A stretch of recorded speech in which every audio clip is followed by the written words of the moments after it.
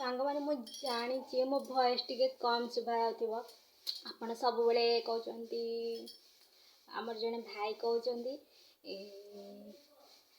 तुम भॉइस पूरा कम शुभा हो कम शुभा तो सॉरी मैनेज कर दिंतु। हाय फ्रेंड्स नमस्कार जय जगन्नाथ केमती अच्छा आपण मैंने आशा कर बहुत भल थे आउ खुशी थे आज खुशी अच्छी आज मो बाबा साबित्री भार मो धरिक आसते कौन कौन सब आनी देखा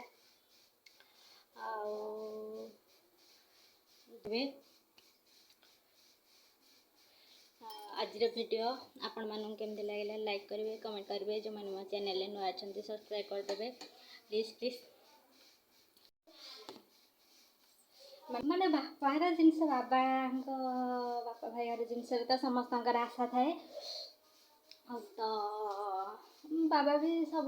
अधिक जिनस आनती जी माने जी बाबा अधिक जिनस सब आनती आउ भौणी मान घर को भी नियंती अधिक माने सेमती जिनस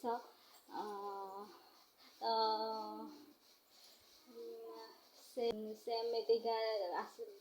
माँ भगवती आशीर्वाद से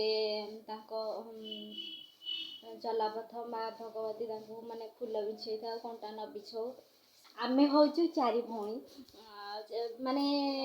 बापा हूँ बो हूँ झी हूँ केबे भी स्नेह ममता भल पाइबा केबे भी कौन उणा करना तो खाइबा पीवा पिंधा लगाया दबा नबा कौन भी उणा करना आम तो दीटा बाई दीटा अच्छा माने केबे भी कौन उणा करना माने एमती कि गोटे बड़ हर एमती कहीं कर लव यू मो बाबा बो सब किसी देइचंती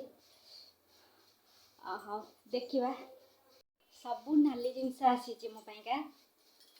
आउ सो फ्रेंड्स जो मैंने साबित्री किणुचंती समस्ते नाली किणतु स्वामी मानक मंगल हम नाली शाढ़ी कि कॉटन शाढ़ी जहाँ भी किणुचंती नाली किणतु हजबैंड मानक मंगल हम आउ नाली सबू नाली मैचिंग करके किणतु आम गाँव भी सब नाली आसचे बो जाणी माने एमती गोटे साधु बाणी देखिकी सब बेले से नाली दौर माने बाहर सब नाली केवे भी अलग कि नेली कि आउ अलग कलर के देनी 5 वर्ष नाली नाली नाली आउ गोटे आसो पीसी घर बाबा आनिले हेरी आउ गोटे आस पीसा बोधे आनबे कौ दिन देखा सी भी कि आणुंट आनी परिया पत्र फल मूल माने पनीपरिया फलमूल आउ स्टेशनरी जहाँ था शाढ़ी पु पाइंका कुरकुरी मिर्ची माई आनी मामूर आसते तो सब मो पु पाइंका पार्सल हाँ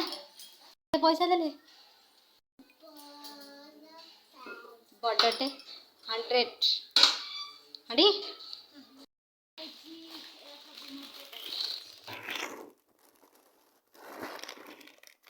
केते प्रकार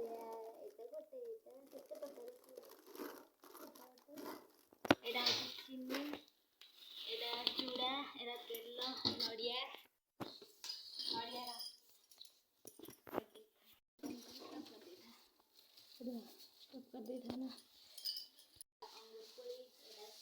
आंबो एटा कमला ऑरेंज एटा हजी सेव एटा मीठा मीठा देखंतु कौन चूड़ी मुंबई सब आसी स्टेशनरी हलदी आटा हूँ गोटे चूड़ी एटा गोटे देखो कलर केमती लगुच कहतु रेड भल लगुच मत आपन केमती लगुच